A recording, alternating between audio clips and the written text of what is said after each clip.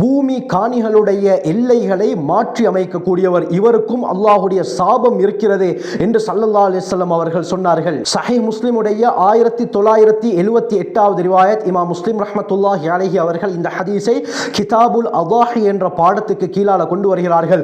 அலி பின் அபி தாலிப் ரலியல்லாஹு அன்ஹு அறிவிக்கிறாங்க, ஹஜ்ரத் ஸல்லல்லாஹு அலைஹி வஸல்லம் சொன்னார்கள், லஅனல்லாஹு மன் கய்யர மனாரல் அர்த், பூமியுடைய எல்லை பகுதிகளை மாற்றி அமைக்கக்கூடியவரை அல்லாஹ் சபிக்கிறான் என்று ஸல்லல்லாஹு அலைஹி வஸல்லம் சொன்னார்கள்.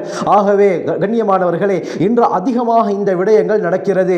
மற்றவருடைய காணிகளிலே எங்களுடைய அந்த தூணை கொண்டு போய் வைத்து இதுவும் எங்களுடைய காணித்தான் என்று நாங்கள் தைரியமாக வாதாடுகிறோம். இது எந்த விதத்தில் நியாயம்? அருமையானவர்களே, புகாரியுடைய தெளிவான ஹதீஸ், ஸல்லல்லாஹு அலைஹி வஸல்லம் சொன்னார்கள், யார் மற்றவர்களுடைய காணியில் இருந்து ஒரு ஜான் அளவுக்கு சொந்தம் கொண்டாடுகிறாரோ, தன் அபகரித்தாரோ, கியாமத்துடைய நாளிலே அந்த ஜான் அளவுள்ள பூமி 7 பூமிகளாக ஆக்கப்பட்டு அவருடைய கழுத்திலே மாலையாக அணிவிக்கப்பட்டு அவர் அந்த மஹ்ஷர் மைதானத்தை நோக்கி வருவார் என்று ஸல்லல்லாஹு அலைஹி வஸல்லம் தெளிவாக சொல்லியிருக்கிறார்கள். ஆகவே அடுத்தவர்களுடைய காணியில் ஒரு அணுவளவு கூட பிடிப்பதற்கு நமக்கு அனுமதி கிடையாது.